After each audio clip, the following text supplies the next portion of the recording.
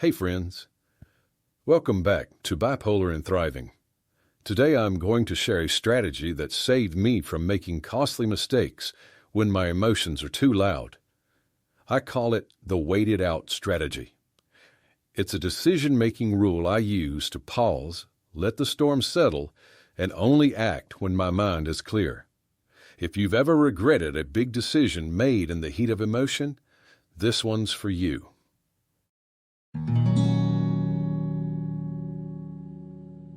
Hey friends, I'm just sharing my own experiences living with bipolar disorder. Please consult a qualified doctor before making any changes to your care. You'll notice that I use an AI avatar to tell my story. I do this for personal medical privacy, but everything I share here is 100% real and based on my life with bipolar disorder. Welcome to Bipolar and Thriving, a channel about living, laughing, and thriving with bipolar disorder, not just surviving it. I'm in my late 50s, and I've been fighting, studying, and learning how to manage bipolar disorder for decades, pretty much my entire life.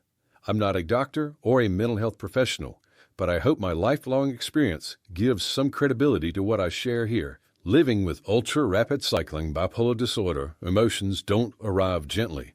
They hit fast, loud, and persuasive. When I'm in a strong mood, high, low, anxious, my ability to think clearly shrinks. Science backs this up. People with mood disorders often make more impulsive or risky choices when emotions take over. So I built a rule. Never make a major decision when I'm not feeling normal. This means when I sense my emotions are steering the ship, I wait. I refuse to sign, commit, buy, or change anything until my mind calms down. The reason this rule matters so much is because when you live with bipolar disorder, emotions can sound like truth. A surge of excitement can feel like destiny, and a wave of fear can feel like a warning from the universe. But I've learned the hard way that emotions are loud, but not always accurate. When I wake them out, I can tell the difference between what's real and what's just a feeling passing through. That simple pause has probably saved me from a dozen "what was I thinking" moments, maybe more. Here's a real example of what waiting it out looks like in my life. A few years back, my wife and I started looking at houses. The process, tours, inspections, paperwork, was emotionally draining. At one point, I could feel my mood pushing me. "This is it," it was saying. "Go big. We need the perfect house now." But I could tell I wasn't thinking clearly, so I paused. I told her, "Let me sit with this for a day or two.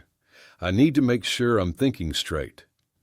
As the days passed and my mood settled, my logic sharpened and things came back into focus. The cost, the commute, the maintenance, none of it truly fit our goals.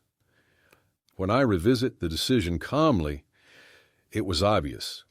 Buying the house wasn't right for us. By waiting, I avoided years of unnecessary stress.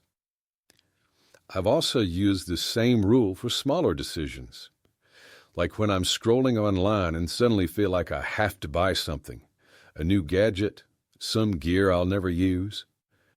That urge usually comes when my mood's running high. These days, I don't fight the feeling. I just tell myself, "Okay, you can buy it tomorrow if you still want it." 9 times out of 10, by the next day the urge is gone, and so is the imaginary emergency. It's amazing how often tomorrow solves today's bad ideas. Here's how I apply my wait-it-out strategy when I need to make a big decision. First, I ask myself how I'm feeling. Should I be making any decisions right now, big or small? If I notice racing thoughts, excitement, or dread, that's my signal to activate the rule. Next, I delay any major decisions. No signing, no big changes, no yes or no until I'm calm. Sometimes that's 24 hours, sometimes longer. After that, I take time to reflect. I'll walk, sleep, or talk it out. I give my brain time to rebalance. Once my emotions have settled, I reevaluate my decision with logic. I weigh facts, pros and cons, and consequences. Finally, I decide whether to act or defer. If it's still unclear, I keep waiting. Clarity has a way of showing up once emotion fades. Emotions are like storms. In the middle, it's chaos. But once it passes, you can finally see the sunlight again. Waiting gives your prefrontal cortex time to recover so you can think beyond the noise. It's like tossing a rock into a pond. You can't see clearly until the ripples settle. It also breaks decision fatigue. The more choices you force while emotional, the worse they get. Pausing interrupts that spiral. The hardest part of this strategy isn't the waiting. It's realizing when to wait. That took me years to learn. At first, I couldn't tell when my thinking was off. I just believed every strong emotion was 100% real. But over time, I started spotting the signs. When my thoughts get fast, when everything suddenly feels urgent or doomed, those are my cues. It's like my brain's way of waving a little red flag that says, hey, maybe don't decide anything right now. Of course, waiting isn't always easy, or even possible. We have emergencies, deadlines, and real-life demands that still exist. But for most big life choices, purchases, jobs, relationships, the waiting window helps. The hardest part is self-awareness. You have to recognize when your thinking is impaired and admit it. That honesty with yourself is the foundation of this strategy. Wait it out works even better alongside my other tools. I use the Spock strategy afterward to apply logic once emotion fades, the mimic strategy in public to stay composed while I wait, and the slow it down strategy as my brake pedal when emotions surge.